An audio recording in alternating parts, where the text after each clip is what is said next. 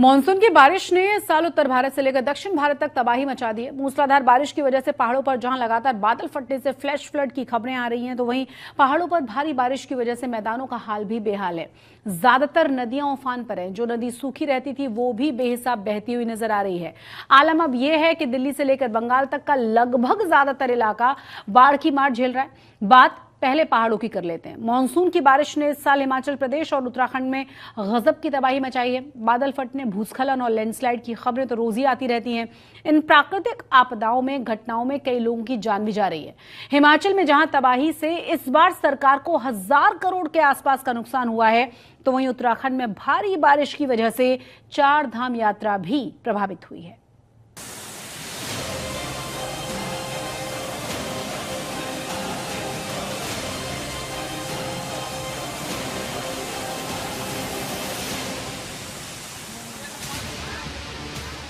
सामने उफनती हुई नदी है।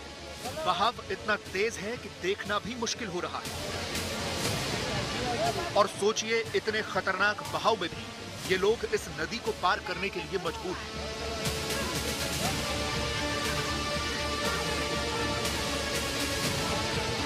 ये उत्तरकाशी के मोरी ब्लॉक की तस्वीरें। असल में बारिश ने इन इलाकों के पुल बहा दिए हैं। अब इन लोगों को अगर दूसरी तरफ जाना है तो 28 किलोमीटर का सफर तय करना होगा, नहीं तो फिर जान जोखिम में डालकर ऐसे ही नदी पार कर। इस तरफ कुछ महिलाएं ऐसी भी हैं जिनकी गोद में छोटे छोटे बच्चे दिख रहे हैं। सोचिए, इन हालात में ये कैसे इस नदी को पार करेंगे।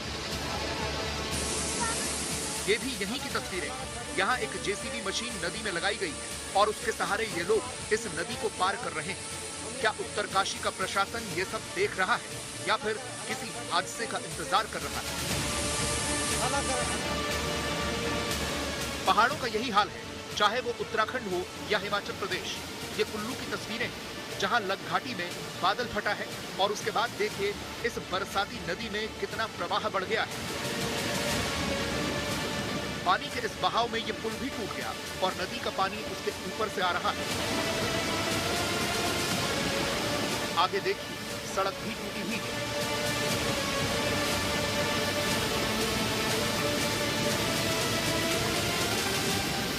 कुल्लू की आज लग वैली की बात करूं तो करीब 2 बजे कनौन गांव में बादल फटा, जिसके बाद सरवरी नदी जो है वो अब उफान पर आ गई है। मेरे पीछे आप देख सकते हैं कि इस उफान के बाद जो है वो काफी अब जो सैलाब जो आया, जिसके बाद अब ये जो फुट ब्रिज था अब ये पूरी तरह से टूट चुका है। क्योंकि हालांकि कुछ दिन पहले बाद में इससे थोड़ा सा नुकसान हुआ था, लेकिन प्रशासन द्वारा इसे ठीक किया गया था और इसके बाद ये सामने वाले जो क्षेत्र हैं इनको ये जोड़ता है। यहाँ इस सैलाब की वजह से कनौन गांव में 3 दुकानें और एक बाइक बह गई। लोग बता रहे हैं कि देर रात करीब 3 बजे बादल फटा और उसके बाद यहाँ बाढ़ आ गई। लोग बहुत ज्यादा डरे हुए हैं। डर तो काफी ज्यादा है अगर हम बता दें, क्योंकि रात से ही लोग जो जब से बारिश शुरू हुई है, क्योंकि आवाज बहुत ज्यादा हो रही थी, बारिश भी काफी तेज थी और लोग सहम गए थे। हालांकि रात भर हम लोग भी जो है नहीं सोए, बच्चे भी उठ गए थे क्योंकि बारिश की आवाज बहुत ज्यादा थी और बच्चे भी डर गए थे कि इतनी तेज बारिश हो रही है।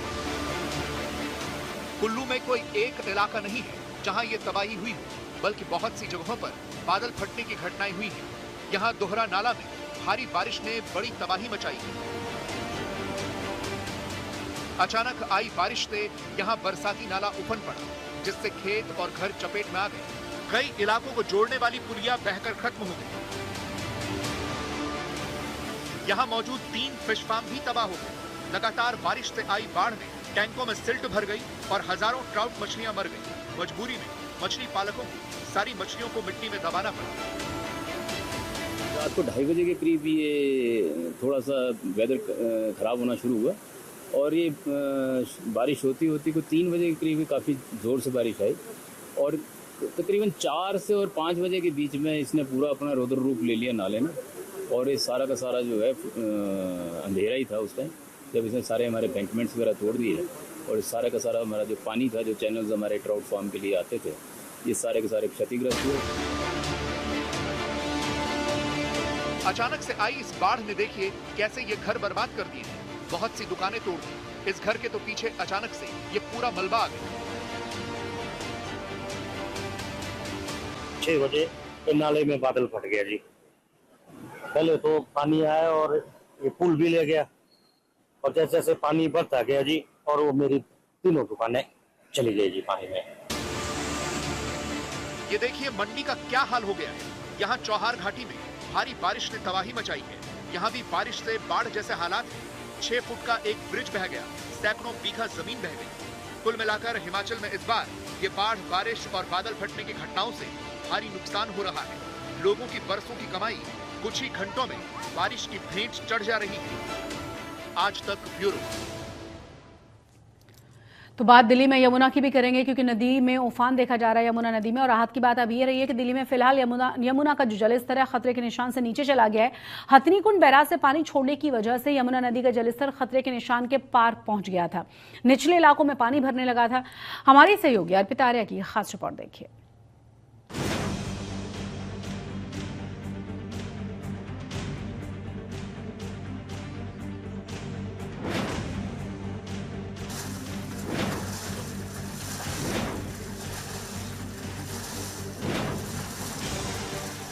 एक बार फिर दिल्ली में यमुना डरा रही है। एक बार फिर राजधानी पर पानी का प्रहार हुआ है। एक बार फिर दिल्ली का दिल डूबने के डर से धड़कने लगा है,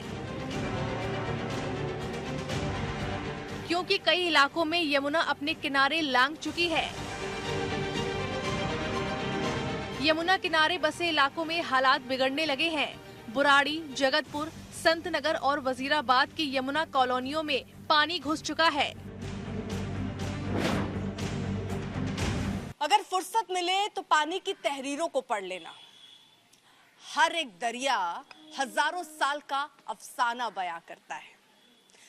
दिल्ली में मैं हूं, देश की राजधानी दिल्ली, जहां पर हाल कुछ ऐसा है।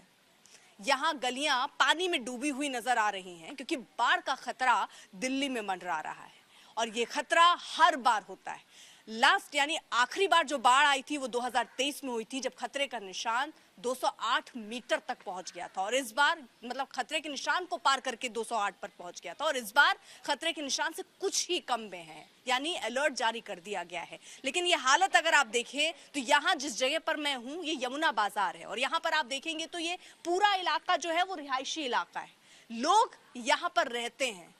यमुना नदी का जलस्तर इतना बढ़ गया है कि किसानों की फसलें पूरी तरह बर्बाद हो गई हैं।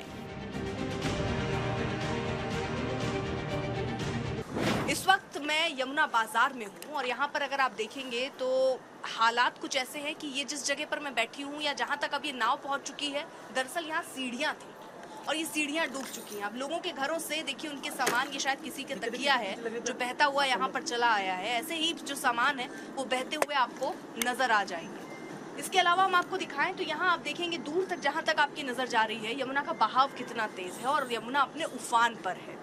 इसके अलावा इस तरफ भी अगर हम आपको दिखाएं, क्योंकि अब लोगों के घर किस तरह से डूब चुके हैं। भाई कितने दिन से रह रहे हैं आप यहाँ पर?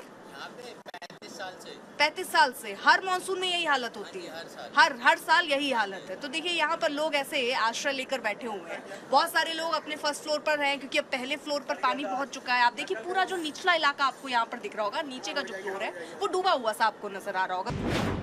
लोगों के रहने के लिए टेंट लगाकर सारे इंतजाम किए जा रहे हैं।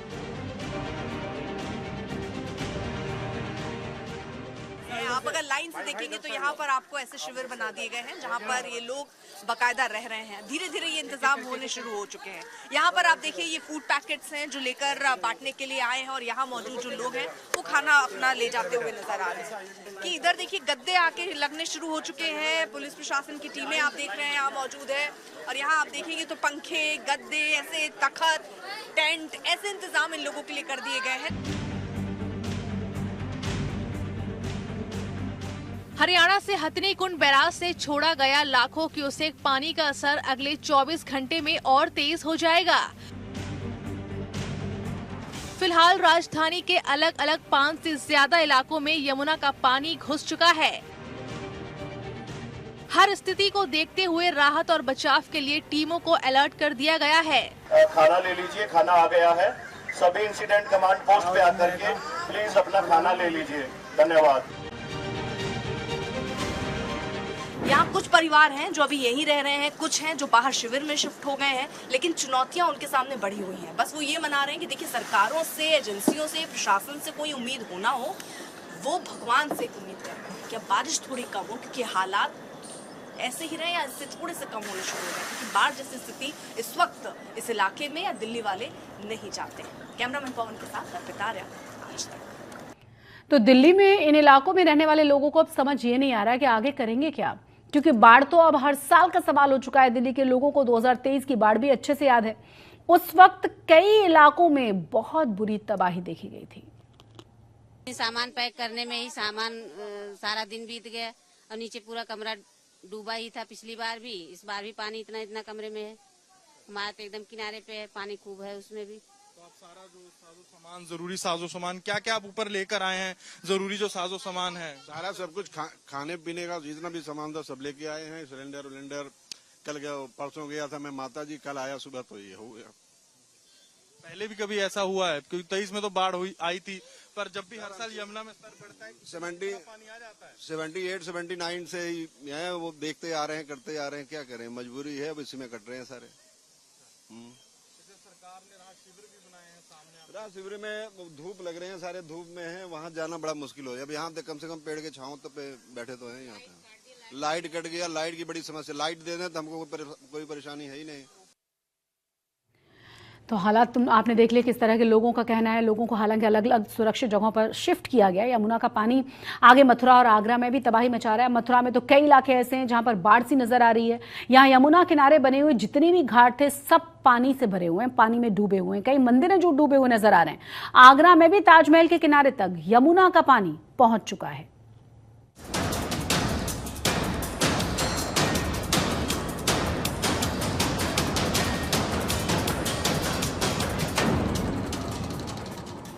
मथुरा में भी यमुना बिल्कुल खतरे के निशान के पास बह रही है।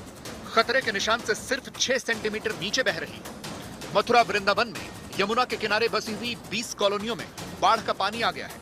मथुरा में यमुना का पानी घाटों तक पहुंच गया है। घाटों के किनारे बने हुए मंदिर बाढ़ में डूब गए हैं। आरती होती है, वहाँ पर ये पानी आ गया है। श्रद्धालु भगवान की पूजा कर रहे हैं, तो ये पानी में खड़े होकर पूजा कर रहे हैं। ये आरती स्थल है, यहाँ पर यमुना जी की आरती होती थी।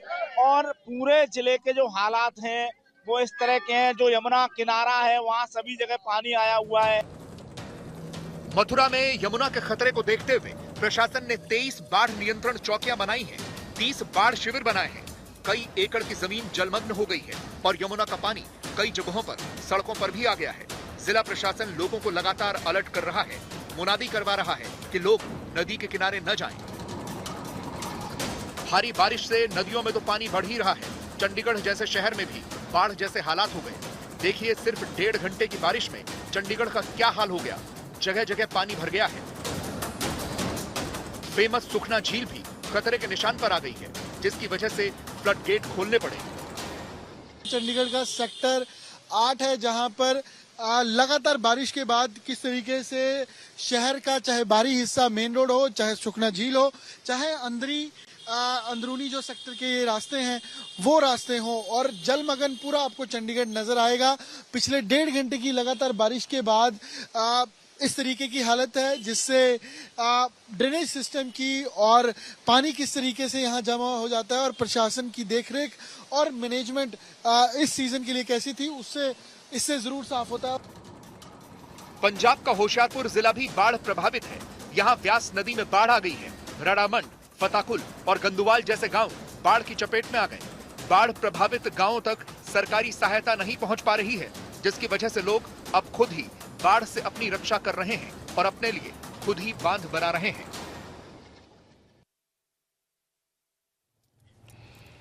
उधर महाराष्ट्र के कई जिलों में कुदरती कहर जारी है। बारिश और बाढ़ की वजह से तबाही मची हुई है। मौसम विभाग ने आज भी कई जगहों पर रेड अलर्ट जारी किया है।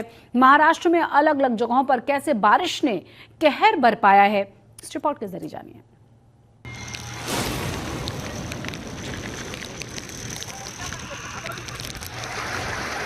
महाराष्ट्र में ये पानी नहीं, मुसीबत का समंदर है। कहीं घर डूबे हैं तो कहीं स्कूल और अस्पताल।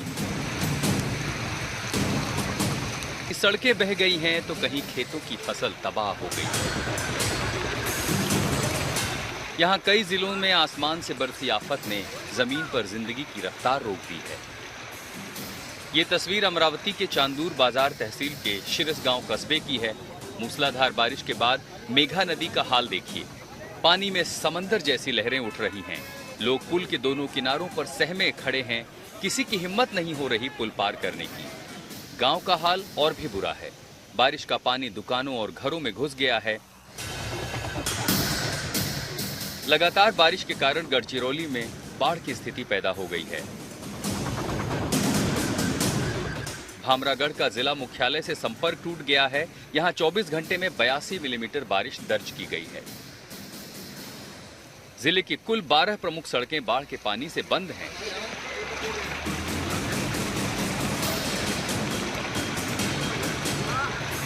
जालना शहर में भी मूसलाधार बारिश हो रही है। सड़कों पर कई फीट पानी भर जाने से गाड़ियां डूब गई हैं।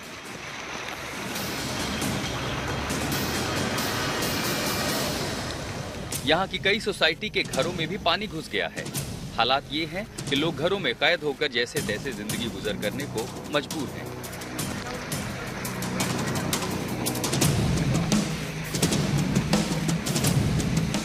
अब महाराष्ट्र के बदलापुर में बारिश और बाढ़ की तबाही की तस्वीर देखिए।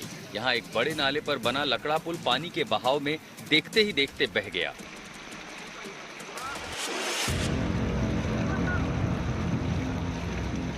बीड़ का हाल भी देखिए। 5 दिनों से हो रही तेज बारिश ने पूरे शहर को मानो तालाब बना दिया है। घर, दुकान सब जलमग्न हैं।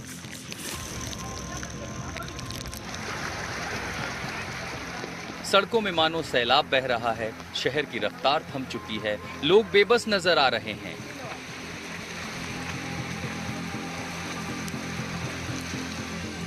सफर कितना मुश्किल है उसका अंदाजा इन तस्वीरों से लगाया जा सकता है। एक रस्सी के सहारे लोगों को निकाला जा रहा है, जहां छोटी सी गलती भी जानलेवा साबित हो सकती है।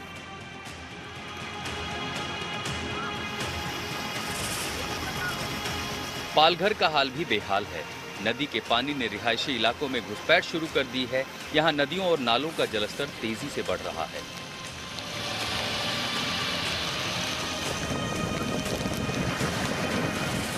महाराष्ट्र में आसमानी आफत अभी थमती नहीं दिख रही है। मौसम विभाग ने कई जिलों में अगले कुछ दिन भारी बारिश का अलर्ट भी जारी किया है।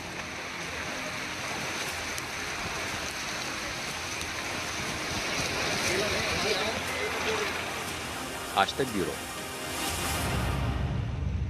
गुजरात के भी कुछ उसी तरह के हालात हैं, जहां अमरेली में मौसम खराब होने की वजह से समंदर में 3 नावें पलट गई थी। तीनों ही नावों पर कुल 27 मछुआरे मौजूद थे, जिनमें से 15 की जान तो बच गई है, लेकिन 12 अभी भी लापता हैं। बीच समंदर में लहरों के बीच नाव के डूबने का वीडियो अब तेजी के साथ वायरल हो रहा है।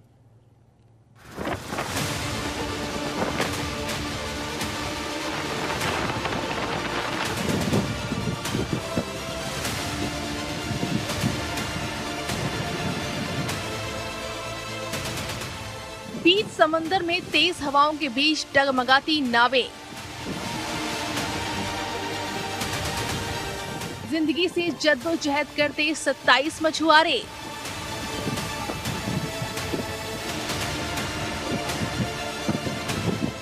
कभी ये नाव सीधी होती तो कभी लगता पानी में समाने वाली है। गुजरात के अमरेली में 27 मछुआरे समंदर के भरोसे निकले थे, लेकिन तूफान ने उन्हें धोखा दे दिया।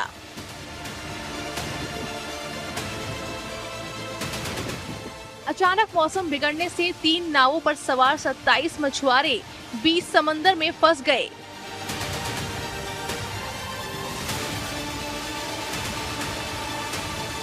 पंद्रह मछुआरे तो किसी तरह मौत को मात देकर वापस लौट आए, लेकिन 12 अब भी लापता है।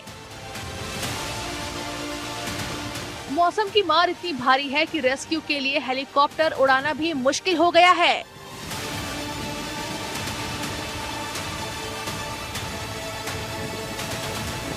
दरअसल अमरेली में तेज हवाओं और बारिश के कारण समंदर तूफानी हो गया,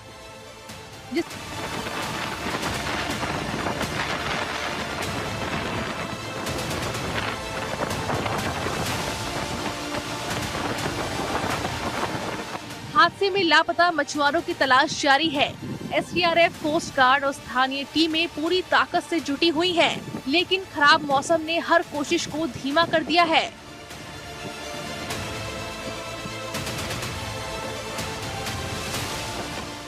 ब्रजेश तोशी के साथ अमरेली, आज तक।